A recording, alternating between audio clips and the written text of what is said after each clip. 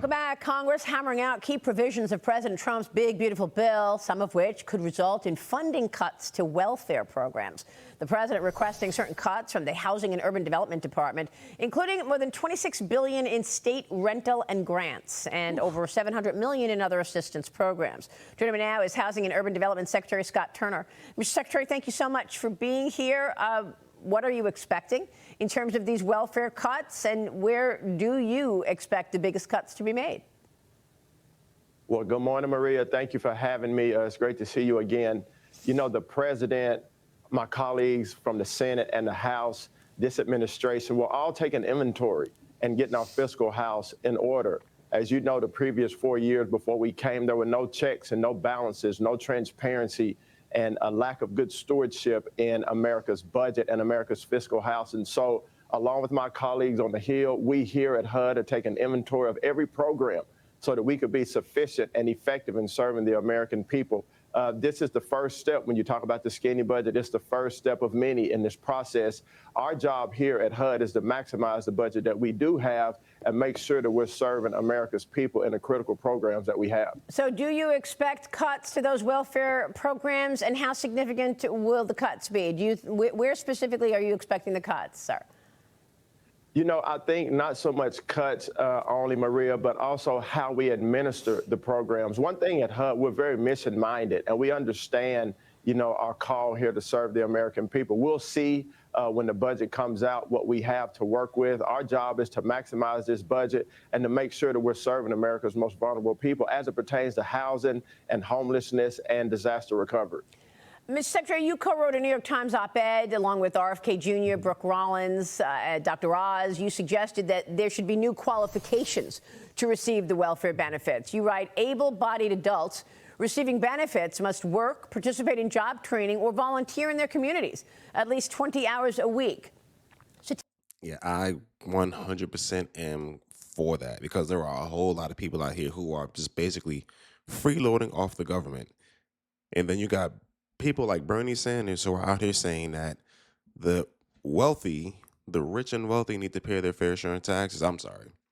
He doesn't say rich and wealthy anymore. He says the billionaires need to pay their fair share in taxes. But the crazy part is the billionaires already pay all the damn taxes. And I've noticed that he switched it from saying the rich and wealthy to the billionaires because he is also rich and wealthy, which is something that he won't tell you. Tell us about that. Is that a way to significantly cut back? How can the administration enforce those policies to reshape the welfare system? Well, Maria, I think it's a paradigm shift. You know as well as I do, work restores dignity. Yeah. Work brings pride. You know, and our welfare system deviated from what it was intended to be from its origin. It was intended for the most vulnerable, to the most needy in our country. But now we've created welfare as a lifestyle in our country. And you know, America is not a welfare state. America is a country of opportunity and a country of entrepreneurship. And so this will help us to encourage able-bodied people in America that are receiving government subsidies to work. You know, there was a study that came out, almost 50% of households that are receiving HUD funds, almost 50%, not one person in that household is working. And that has to change. That culture, that paradigm has to change. At 50%. So half the people who are on public assistance don't work. You see, that's one of the biggest problems I have with this country. This country will allow you to be as dysfunctional and destructive as you can possibly want to be, right? You could be a drug addict. You can have 5, 6, 7, 8 kids. And this country will still take care of you. And I think it's about damn time that needs to stop, because there are so many people taking advantage of all these public assistance programs, people who are doing all these scams, who are subletting their housing that they get from Section 8. It's absolutely insane what is going on in this country when it comes to public assistance. And so many people are just abusing the system. Straight up abusing it. HUD, this is common sense compassion.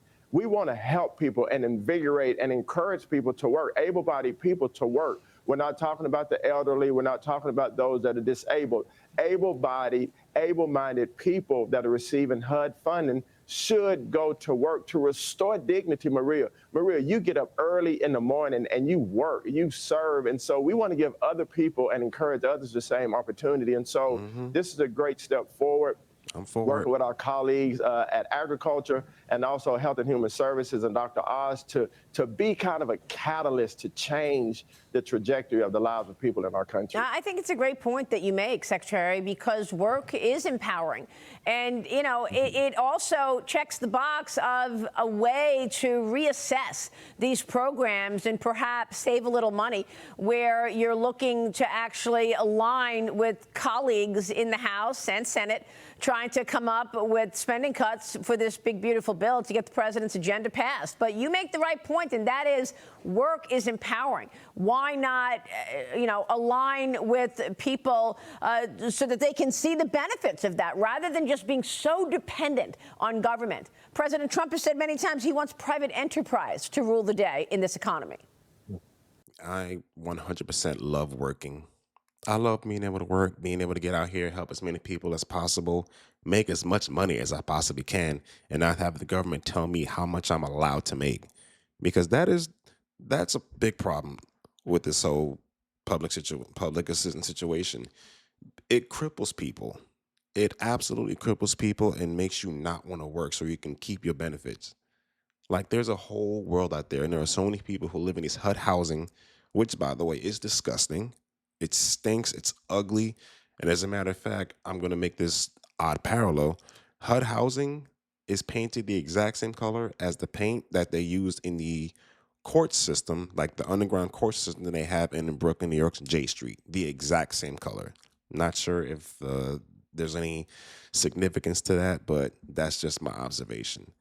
But I'm glad that I was never on public assistance, because if I was, I would probably want to stay on public assistance and be there forever.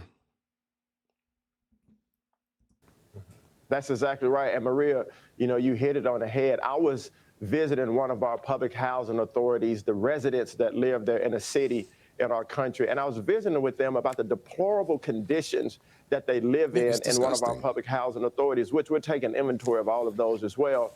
And I heard the story, the testimony of one young lady said, I have been living in this public housing authority in this project since 1973. That means she has been living there since birth or shortly thereafter. 1973. She's been living in HUD housing for 52 years. 52 years in HUD housing. This woman has basically wasted her life. Completely wasted her life. All the money she missed out on. And I'm pretty sure she probably got a bunch of kids, a whole bunch of kids, and not even $1 to herself.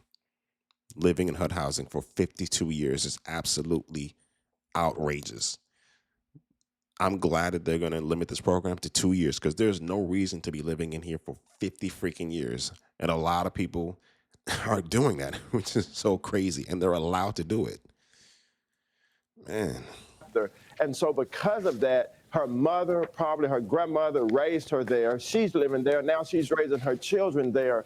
And so that's the paradigm that we want to change. My parents, neither one of them went to college, but they both instilled in me a tremendous work ethic, and it has made our family stronger. And that's what we want here, not just at HUD, but from the administration, our country overall, is to have young people to see those coming before them, working hard, providing for them families, because if young people are incentivized to work, that will change our culture. It'll change our workforce. It'll increase earnings, increase family stability. And so that's what we're after here at HUD. That's what the president and our administration is after. And Maria, I believe that it is beneficial for the posterity of our country, the rehabilitation and the reconciliation of our families. No doubt about it. I'm excited about it. Secretary, it's a great point. It's a great angle to be focused. He's right. He is absolutely right. Because when you work for yourself, there is no limit to how much you can make. All you got to do is get a good idea, and then hopefully it takes off, and that's it. That's all you need, just one good idea. But when you live in HUD housing, on public assistance, you're not trying to do nothing. You're not trying to do nothing to better yourself. You're not trying to do anything to better your family. All you want to do is live in HUD housing. And that's what a lot of people are doing nowadays. And it's really, really sad that this country is allowing or has allowed people to do that for the past decades. But no longer is that the case. And for all the people who you probably seen on TikTok saying, oh, they're going to get rid of HUD housing for all the people who are disabled and can't work. And they're not talking about that. They're talking about all you people out there who are having all these kids taking advantage of the system, doing all these scams, who are able to work and just refuse to do it. All they want is for you to work is 20 hours and then you can get some public assistance. I think 20 hours is not enough. 20 hours is not enough. You could do better than that. You know, there's a whole world out there. There's so much money you can make out there. 20 hours ain't enough. But let me know what you guys think about this in the comments below. Make sure you hit the like button, subscribe to the channel, and see you guys next time.